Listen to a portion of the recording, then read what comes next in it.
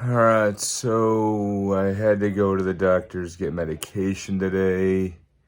I don't know how much filming I'm going to be able to do today because I've been told I have an infection in my head due to the bump that I have there. So it might make me loopy a bit, but we'll see. I might film anyway. Who knows? Hello. So yeah, I did not get to film too much today, but we did have some questions from Facebook that I wanted to go ahead and answer these because I think these were absolutely perfect. Came from one of my clients, Brian, who if you follow me on Instagram, you've probably seen him a couple of times. And also one of my good friends from United Cerebral Palsy Foundation, Rhode Island, Linda. Brian asked here, why do athletes train hard for a season before and after and get hurt? Okay, so in my personal opinion, what happens is with professional athletes, you get paid a lot and there's a lot of ego when it comes to it. And I see this a lot in especially like in New England. Boston Red Sox gets this a lot. They especially got this last season. And the New England Patriots, in years that they have not made a Super Bowl, very clearly they have injured lists. It's ego. It's ego. It's ego. People who are on TV are feeding, fans are feeding these people and going, oh, you did great, you did awesome. And, when you get a little bit of hero worship, I think it goes to their head. We had one of the best, in my mind, one of the best lineups ever for any sports team. And I'm not a huge sports fan myself, was the 2004 Boston Red Sox. And, we had Curt Schilling, Mo Vaughn, Johnny Damon, a couple others. But what they did was they came out, they trained, and similar to you really pick any year that the Patriots won a Super Bowl, which, there's quite a few. But they always constantly trained the right way. They watched the other team, they trained, but they didn't think about themselves. They thought about the entirety of the team. As the Patriots, we've all got to contribute to a win. As the Red Sox, we all had to contribute to a win. Each year that they won, both teams in general won, they had very low injury list. The exception of one was, I think Rob Gronkowski won, and he had some issues, but it really comes to ego because eventually what happens is you train at the very beginning of the season, you train after the season as you cool down, and then you just don't do it. Then they get swelled head and they move on. Like one of the best athletes who knew how to train and knew how to condition his own body was the Yankees captain Derek Jeter.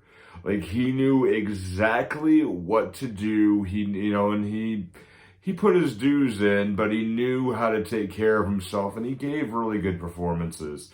David Ortiz did the same thing. He did absolutely awesome. You gotta give credit where credit's due, even though I am a diehard asshole. Yeah. But ego is the big deal. All right.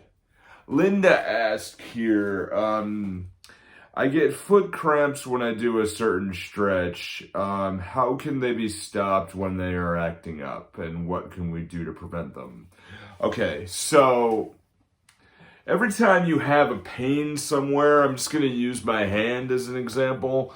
If I have a pain in my palm or my wrist and I can't move it for whatever reason, or if I have a pain in my thumb, it's not because I have this particular problem going on. Every time you have a pain, there is a cause and an effect. So the cause is where the pain is coming from. The effect is where the pain resonates. So somebody says to me, like, I've treated a few people who have had knee pain. So they're like, oh my God, my knee always kills me. My knee hurts. Even like my own father-in-law, I did this for once. He said, oh my God, I'm getting really bad pains in my knees. I'm getting older. And I immediately just felt his calf, and there was a giant knot in the back of the calf. So we massaged that out, and then I looked at it, I said, how old are your shoes? And he said, they're actually really quite old. So, and he has, I believe one of his feet is a little bit flatter than the other, if my memory's right. But he had an issue there, and we just fixed it up, and he bought new shoes, fixed it up, had no problem. I did the same thing with my dad and a couple other clients who were due to have knee surgery, who just worked out their quads, and we worked out their, that were really super locked up, and we worked out the hips. But particularly Linda, I know, mentioned that she was having cramps in her feet when she stretches. It's the Achilles heel you really got to look out for, because that's probably the big thing. If you have flat feet when you stretch, what I would do is, a lot of people do the stretch when they pull on their feet like this, and they pull and they pull and they pull, and they're really trying to pull.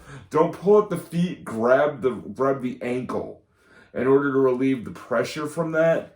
But what I would say is, if you're having problem in your butt, if the pain is in the bottom of your foot right here, then you need to massage your Achilles, the tendon right behind your ankle and above your heel, if you don't know what that is. Massage all the way up and all the way down. You'll eventually start to see it go down. But anytime, one of the best things you can do for cramps, in particular, anywhere in the body, it sounds really, really bloody weird. Drink pickle juice. You have a huge shot of magnesium into your body, and that will go ahead and drag it right down. That'll drag it right down instantly. Like, the way I like to think of it, honestly, is you drink something so bitter, you forget you have pain, you know? But it's a good amount of salt, honestly. And drink a good amount of room temperature water, not too cold, not hot, just generalized room temp. And you don't have to like test it too much, but just if you taste the water and it doesn't feel like it's really hitting your teeth really hard and giving you that shivery feeling, you're good to go. All right, so we have more videos here, as you know, we're doing this all 30 days, so please go ahead, check out the last one right here. If you like this advice, please go ahead and follow me on Instagram, or you can send emails. Both handles are oops, that's the wrong email. That's old, shoot. You can do that for nicktaborfitness@gmail.com. Facebook and Instagram, Nick Tabor Fitness as well. You can go ahead and leave the questions there. Go ahead, subscribe, send any questions you want. I'll see you tomorrow. As always, we climb.